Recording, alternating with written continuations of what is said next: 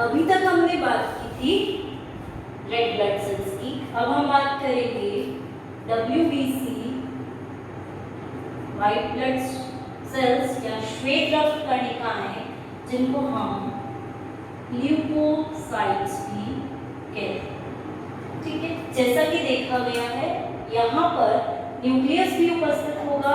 इनकी संख्या थोड़ी कम होगी, लेकिन ये आकार में, साइज में थोड़े से बड़े होंगे आरबीसी के कंपैरिजन। आरबीसी से जब कंपेयर करेंगे तो उस कंडीशन में ये बड़े होंगे। तो सबसे पहले हम इनकी बात करते हैं स्ट्रक्चर की या संरचना। ये 8 माइक्रोन से 15 माइक्रोन तक साइज के हो सकते हैं। न्यूक्लियस इनमें उपस्थित रहेगा, न्यूक्लियस की प्रेजेंस रहेगी, और इसी के साथ साथ ये आकार में, साइज में बड़े हैं, लार्ज हैं साइज में। राइट, नॉर्मली अगर हम इनकी बात करें तो यहाँ पर अगर कोई डिजीज होता है तो इनकी संख्या बढ़ जाती है। अगर इनकी संख्या हमें ज़्यादा दिख रही है, मतलब कुछ ना कुछ डिजीज वहाँ पे हुआ है, और उस तरह से हमारा WBC के थ्रू डिजीज पकड़ने आ जाता है कि कौन सा रोग यहाँ पर हुआ है। वहीं हम अगर स्ट्रक्चर के साथ नंबर की बात करते हैं, संख्या की, तो जब हम संख्या की बात करते हैं तो नॉर्मली ह्यूमंस में ये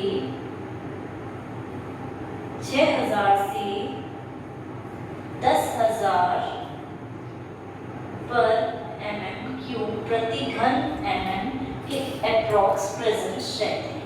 वहीं अगर इसकी संख्या कम हो जाती है तो भी एक डिजीज होगा, और इसकी संख्या अगर बढ़ती है तो भी एक डिजीज होता है।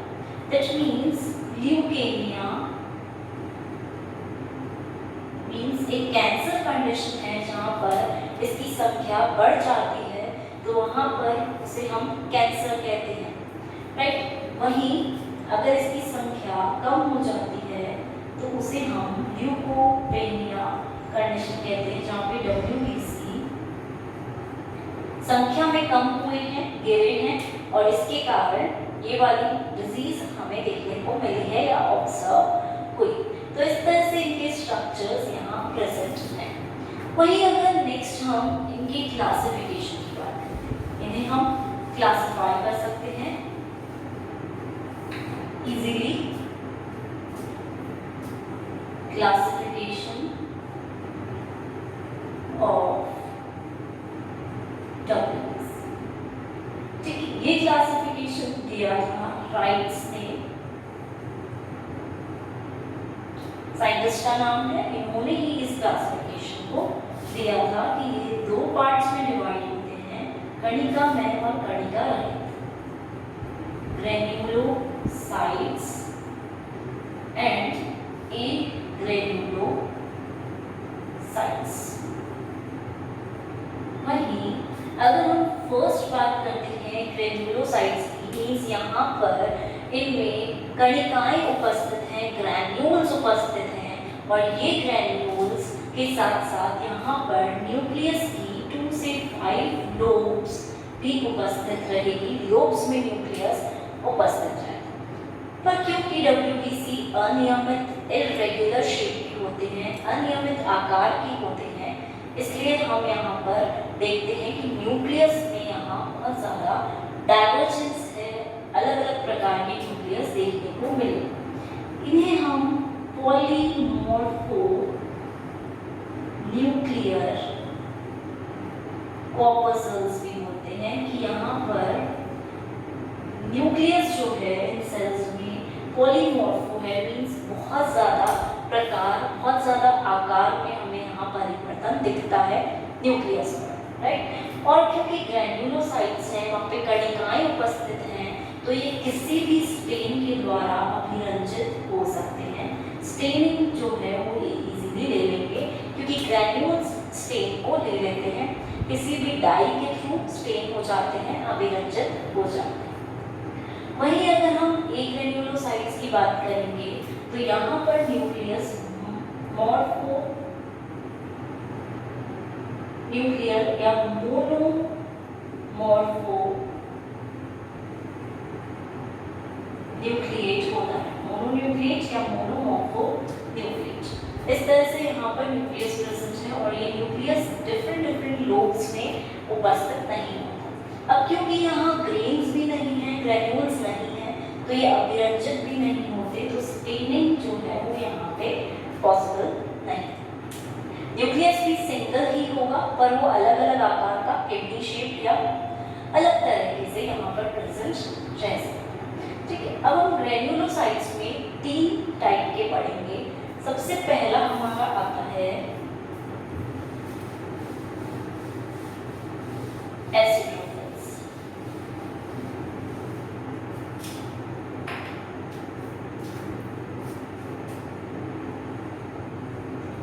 एसिडोफिल्स का दूसरा नाम है इओसिनोफिल्स। अगर हम इसके न्यूक्लियस की बात करते हैं,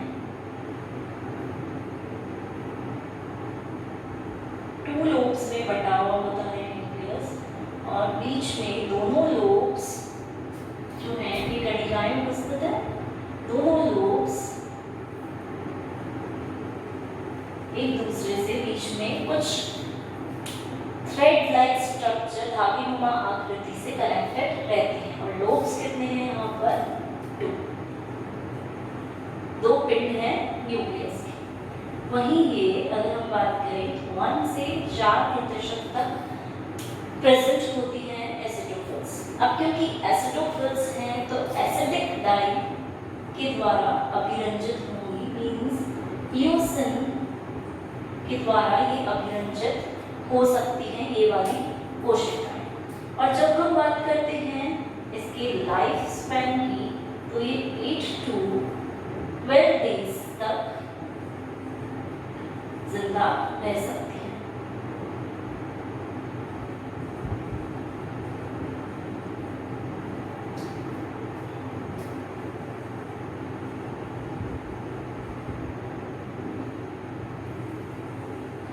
नेक्स्ट हम देखते हैं 8 से 12 दिन तक इनका जीवन काल है, लाइफ स्पैन है। उसके बाद टॉक्सिक सब्सटेंस अगर कोई रिलीज होता है, स्नेक वैनम अगर आता है, तो यहाँ पर ये कोशिकाएं उसे डिस्ट्रक्ट करेंगी, उसे रिड्यूस करेंगी, राइट। और एलर्जी की कंडीशन में ये बहुत ज़्यादा अमाउंट में बनने लग जाती है, तो हम इजीली पहचान सकते हैं कि एलर्जी की कंडीशन है। इसी के साथ यहाँ पे हिस्टामाइन का फॉर्मेशन होना भी स्टार्ट हो जाता है। एक प्रकार का अमीनो एसिड है जो इस कंडीशन में बहुत ज़्यादा स्रावित होता है या इन कोशिकाओं के द्वारा बनता है, फॉर्म होता है। तो ये था हमारा एसिडोफिल्स का कि ये एलर्जी कंडीशंस में बहुत ज़्यादा अमाउंट में बढ़ती है, तो हम इजीली पहचान पाते हैं।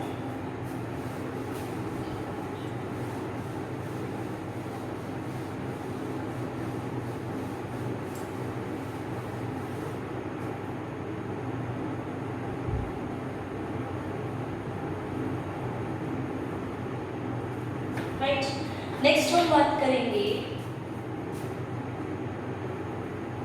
बेसोफिल्स।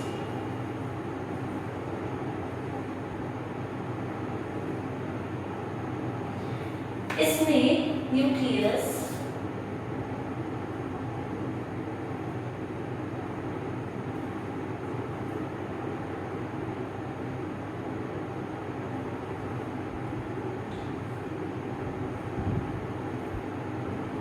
ग्रैन्यूल्स प्रेजेंट हैं,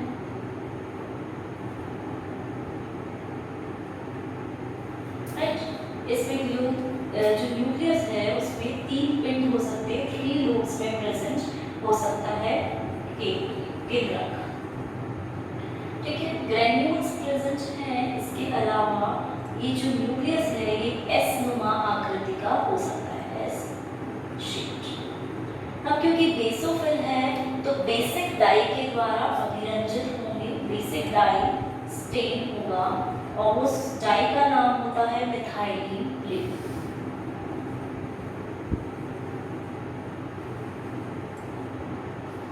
ये सारे जो हम ग्रेन्युलोसाइट्स की बात कर रहे हैं, ग्रेन्युलोसाइट्स रेड बोन मैरो के द्वारा ही उसी के अंदर बनते हैं। उसी में रेटिकुलोसाइट्स कोशिकाएं होती हैं, वहीं पे बनते हैं।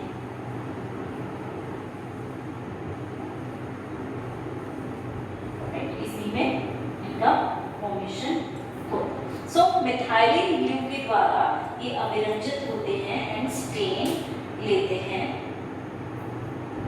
वहीं अगर हम इनकी बात करें तो ये 0.5 से 4% तक प्रेजेंट रह सकते हैं।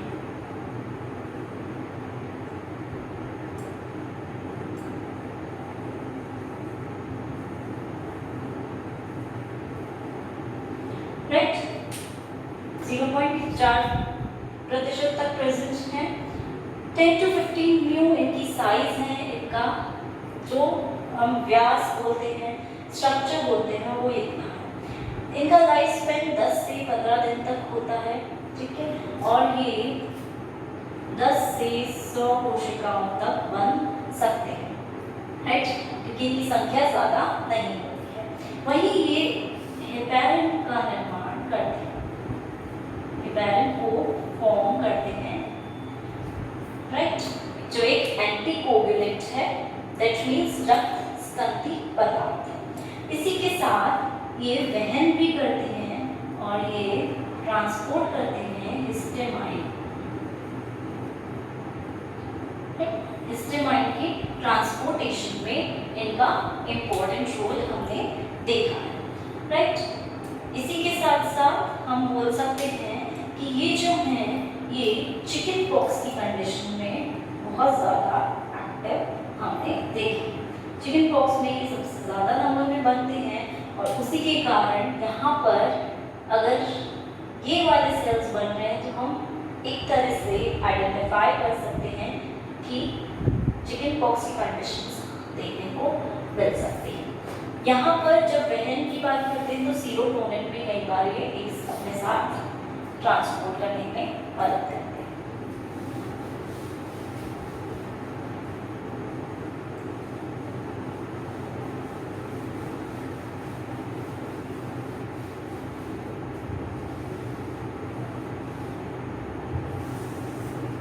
वहीं हम न्यूट्रोफिल्स की बात करेंगे।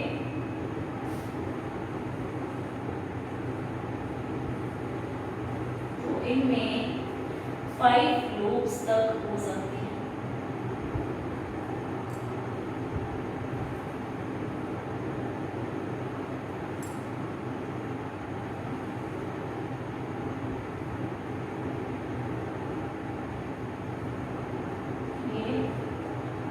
न्यूक्लियस है, न्यूक्लियस में 5 पिंड तक उपस्थित हो सकते हैं।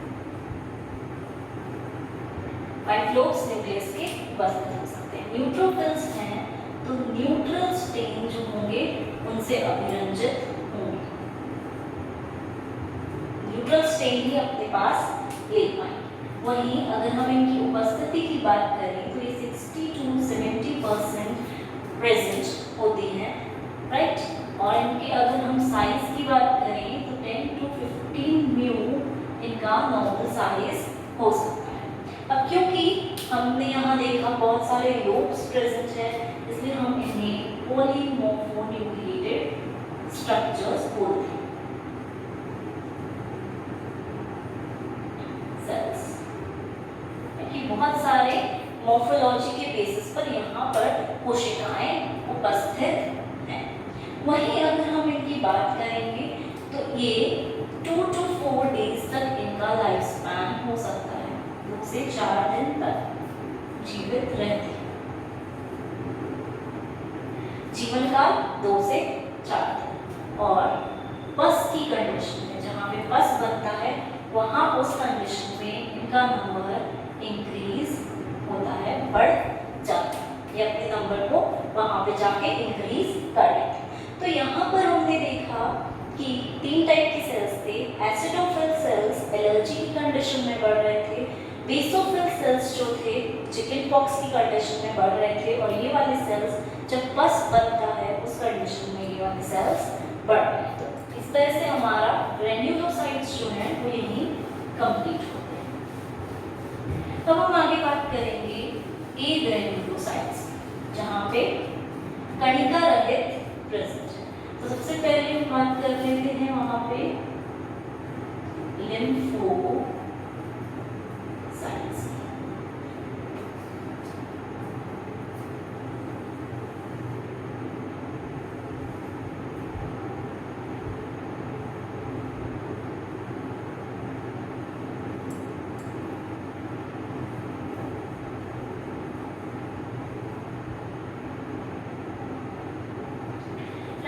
इनमें न्यूक्लियस की अगर हम बात करें तो न्यूक्लियस सिंगल है, एक ही केंद्रक है और बीच में ही प्रेजेंट है। यहाँ पे न्यूक्लियस बिल्कुल एकदम सेंटर की तरफ यहाँ पर प्रेजेंट रहे।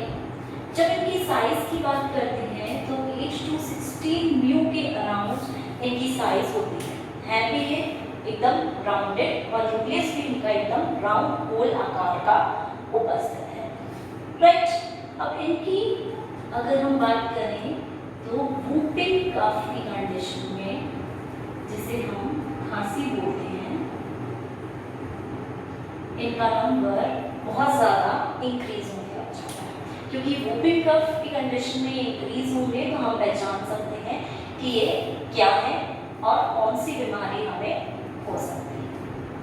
वहीं इनका मेन वर्क टिश्यूज को रिपेयर करना भी होता है कि बाय चांस अगर कुछ टिश्यूज क्षतिग्रस्त हो चुके हैं तो उनकी मरम्मत का कार्य भी लिम्फोसाइट्स का होगा। ये लिम्फोसाइट्स आगे दो प्रकार से डिवाइड भी हो जाते हैं, that is B and T lymphocytes.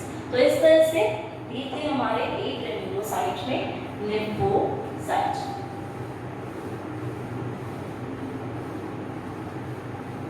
Next है हमारा ए ग्रेन्युलोसाइट का मोनोसाइट।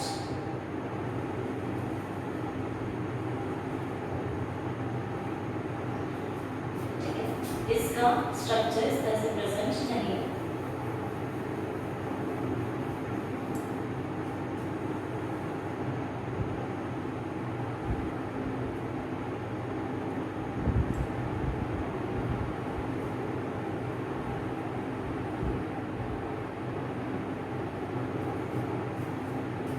ये 4 से 8% तक प्रेजेंट हो सकते हैं टोटल वैसे। ठीक है, अगर हम इनकी साइज की बात करते हैं तो 15 से 20 म्यू तक इनका साइज होता है। जब हम इनके न्यूक्लियस की बात करते हैं तो न्यूक्लियस सिंगल है, किडनी नुमा आकृति में प्रेजेंट है, या देखो किडनी शेप्ड है और सिंगल है और बीच में न होके एक सेंटर है। ठीक है, अकेंद्रित है। राइट, अब अगर हम इनकी बात करें तो ये ट्यूबरक्लोसिस की कंडीशन में इंक्रीज हो सकते हैं, अपना नंबर इंक्रीज कर। अगर मोनोसाइट्स हमें ज्यादा देखने को मिलते हैं तो ट्यूबरक्लोसिस जैसी कंडीशंस हो सकती है। राइट, इनका कार्य माइक्रो ऑर्गेनिजम्स को खाना भी होता है। माइक्रो ऑर्गेनिजम्स को ये खाते हैं, इसीलिए हम इन्हें स्कैवेंजर्स भी बोलते हैं। ये माइक्रो ऑर्गेनिजम्स को फीड करके स्कैवेंजर्स कहलाते हैं। क्योंकि ये स्कैवेंजर्स हैं तो ये माइक्रो ऑर्गेनिजम्स को इजीली बिल्कुल खा जाते हैं और रिमूव कर जाते हैं।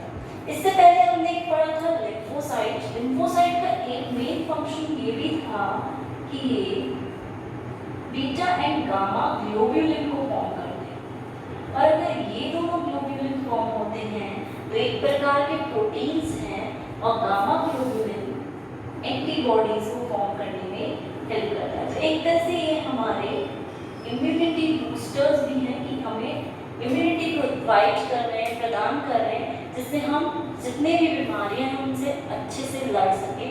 ये मेन काम लिम्फोसाइट्स का होता है। राइट, तो यहाँ पर हमारा मोनोसाइट्स इस तरह से वर्क करता है। तो WBC के जब भी हम फंक्शन की बात करेंगे तो यहाँ पर बीमारियों का पता लगाने में हेल्प करता है और इसके नंबर इंक्रीज हो जाते हैं फाइट करने में हेल्प करता है, किस तरह से हम लड़ सकते हैं बीमारियों से, उसमें ये हेल्प करेगा। ठीक है, ये सारे इसके फंक्शंस। वहीं अगर हम नेक्स्ट की बात करें तो उन्हें हम बोलेंगे थ्रोम्बोसाइट्स या फिर प्लेटलेट्स।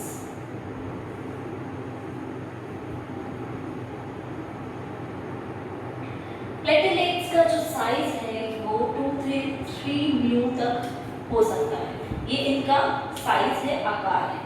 वहीं अगर हम इनके जीवन काल की बात करते हैं तो 2 to 4 डेज या 2 to 3 डेज इनका जीवन काल होता है। ये मेगा कैरियोसाइट्स के द्वारा बनते हैं, कैरियोसाइट कोशिकाओं के द्वारा बनते हैं, यही कोशिकाएं इन्हें बनाती हैं। इनके कारण हम बोल सकते हैं कि ये बहुत अनियमित आकार के हैं, इर्रेगुलर शेप के हैं और बाहर से पीले रंग जैसे दिखाई दे सकते हैं। तो इनका अगर आकार की हम बात करते हैं तो इस तरह से इनका आकार होता है। कोई रॉड शेप भी हो सकते हैं, कुछ ओवल राउंड भी हो सकते हैं। तो इस तरह से अनियमित आकार के लिए उपस्थित रहते हैं, जिन्हें हमने प्लेटलेट्स का नाम दिया। राइट, अब अगर हम इनके फंक्शंस की बात करते हैं तो प्लेटलेट्स के फंक्शंस भी, जो इनके कार्य हैं, वो भी कुछ इम्पोर्टेंस रखते हैं। फंक्शंस ऑफ प्लेटलेट्स, ठीक है। तो प्लेटलेट्स के फंक्शन में सबसे पहले हम बात करेंगे कि ये क्लॉट करवाने में हेल्प करते हैं। सपोज अगर हमारा ब्लड कहीं चोट लग जाती है, चोट लगते ही क्या होगा, ब्लड सारा बाहर आ जाएगा। तो अगर प्लेटलेट्स प्रेजेंट नहीं होंगे, बहुत कम मात्रा में अगर उपस्थित होंगे, तो ये ब्लड में क्लॉट करवाएंगे और उस क्लॉट के कारण ब्लड वहीं रुक जाएगा और हमारा ज़्यादा रक्त बाहर की तरफ बहेगा। तो ये एक बहुत इम्पॉर्टेंट फैक्टर है जो ब्लड क्लॉटिंग या रक्त स्कंदन में कार्य करता है। सेकेंड फंक्शन की अगर हम बात करें तो ये थ्रोम्बस फॉर्मेशन करवाता है।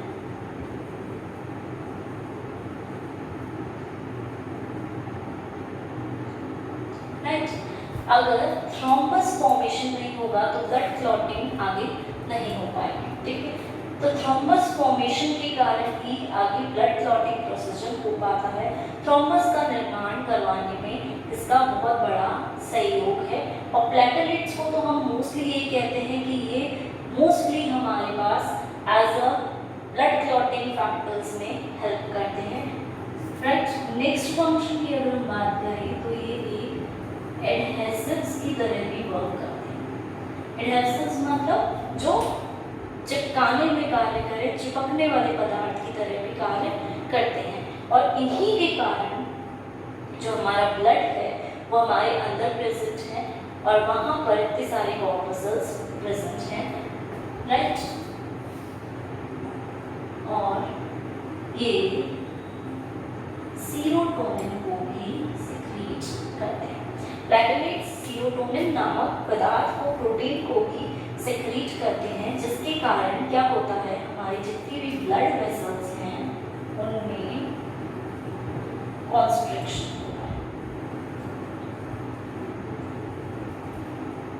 ठीक है, क्योंकि सीरोटोनिन ये सिक्रीट करेंगे तो जो हमारी ब्लड वेसल्स हैं वो सिकुड़ जाती हैं और serotonin as a constrictor work करके हमारे प्लेटलेट का कार्य करता है। तो ये सारे ये चारों कार्य हैं, ब्लड क्लॉट बनाने में, थ्रोम्बस के निर्माण में, एडहेसिव्स की तरह वर्क करते हैं, राइट, एंड सीरोटोनिन की तरह यहाँ पर वर्क करता है। दैट मीन्स ब्लड वेसल्स को ये कॉन्स्ट्रिक्ट करता है। नाउ एक बार हम देख लेते हैं WBC के फंक्शंस को।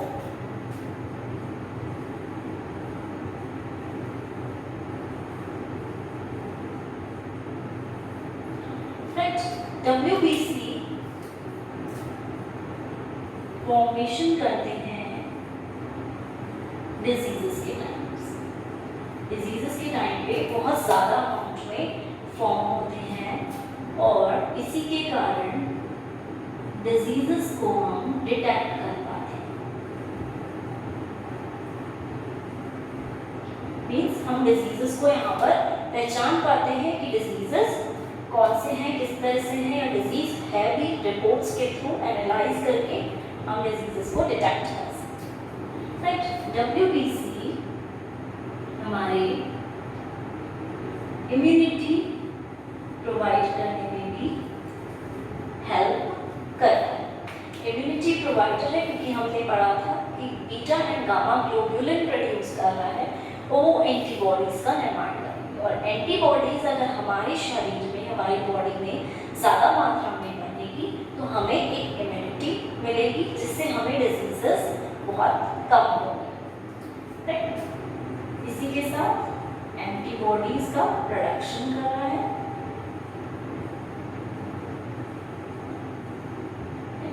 एंटीबॉडीज को बना रहा है, इसी के साथ जो माइक्रो ऑर्गेनिजम्स हैं उनको खा रहे हैं, उन पे एक स्कैवेंजर्स की तरह वर्क कर रहे हैं और उन्हें वहाँ से खत्म कर रहे हैं। ये मोस्टली कार्य WBC का है कि ये माइक्रो ऑर्गेनिजम्स या बाहर से कोई भी एंटीजन आता है, कोई भी फॉरेन सब्सटेंस आता है जो हमारी बॉडी पे सूट नहीं करेगा तो उसका कार्य होगा स्कैवेंजर्स की तरह उस पर फीड करके उस पर एक्ट कर।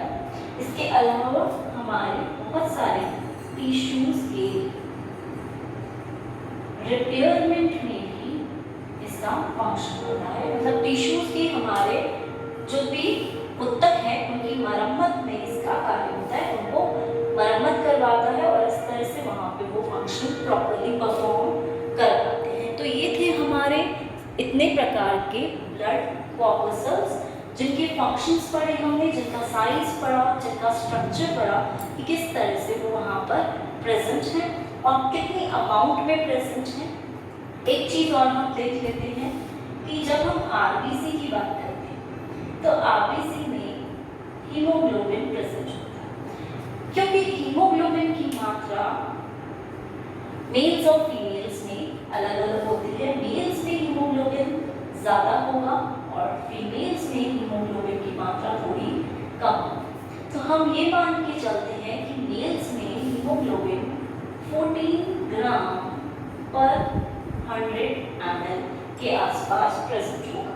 दैट मीन्स 14 हीमोग्लोबिन मेल्स में हम ऑब्जर्व कर।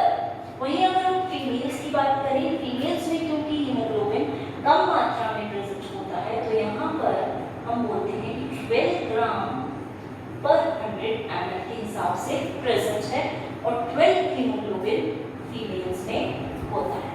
तो ये चीज़ हमें हमेशा ध्यान रखनी है कि मेल्स में हीमोग्लोबिन ज़्यादा होता है, फीमेल्स में एज कंपैरेटिव कम होता है। और हमेशा यूनिट्स का हमें ध्यान रखना है कि यूनिट्स कौन सी क्या क्या प्रेजेंट